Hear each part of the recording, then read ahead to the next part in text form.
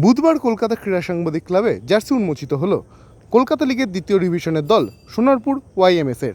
এই জার্সি উদ্বোধনী অনুষ্ঠানে উপস্থিত ছিলেন আইএফএ সচিব অনির্বাণ দত্ত, চেয়ারম্যান সুব্রত দত্ত এবং অন্যান্য বিশিষ্টরা।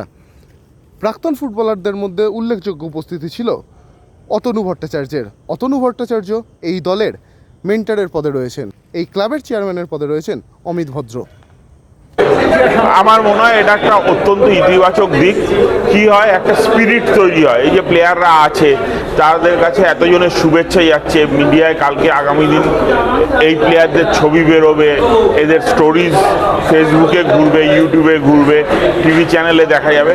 এতে তাদের মধ্যে একটা বাড়তি অনুপ্রেরণা আসবে ভালো খেলার, এবং এই টিমগুলো সেই খেলাতে তার এই যে উদ্দীপনা সেটা তাদের খেলার মধ্যে রিফ্লেক্ট করবে।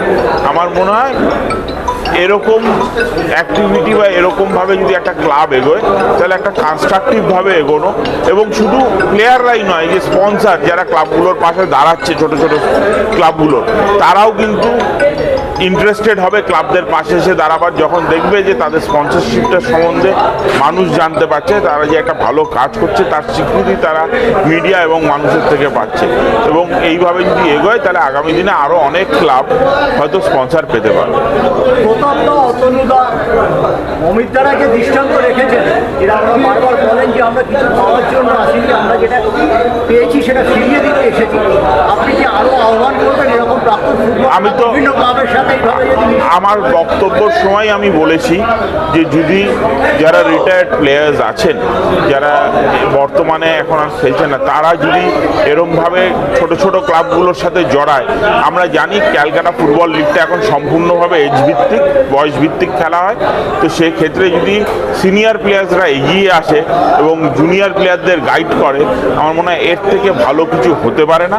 কারণ যারা এই যাত্রাটা সম্পূর্ণ করেছে, একটা কেরিয়ার কমপ্লিট করেছে প্লেয়ার হিসেবে, তারা যদি গাইড হিসেবে নতুন প্লেয়ার যারা উদীয়মান প্লেয়ার তাদের পাশে দাঁড়ায়, তাহলে তাদের গাইডেন্সে এই প্লেয়াররা কিন্তু অনেকটা পথ এগিয়ে যাবে। কথা হচ্ছিল যে এরা যদি এবছর ফার্স্ট ডিভিশন থেকে উঠতে না পারে, অনেক খেলোয়াড় খেলতে পারে না। উঠতে পারবে না কেন? যারা এত নিচু থেকে টিমকে এই জায়গায় নিয়ে এসছে, এরা উঠবেই। এখানে উঠতে না পারার প্রশ্নই আসবে না।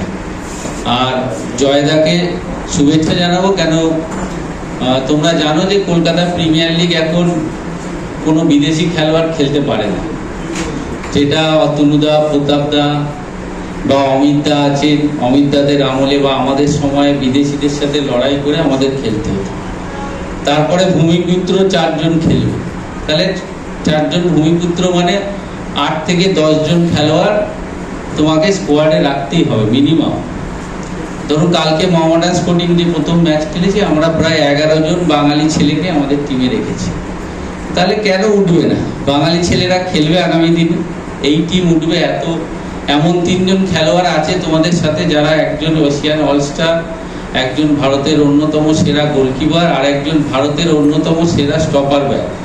যে অমিতদার খেলা আমরা একটা সময় শেষের দিকটা দেখেছি, অতনুদারও একটু দেখেছি, প্রতাপদার খেলা আমি অতটা দেখিনি।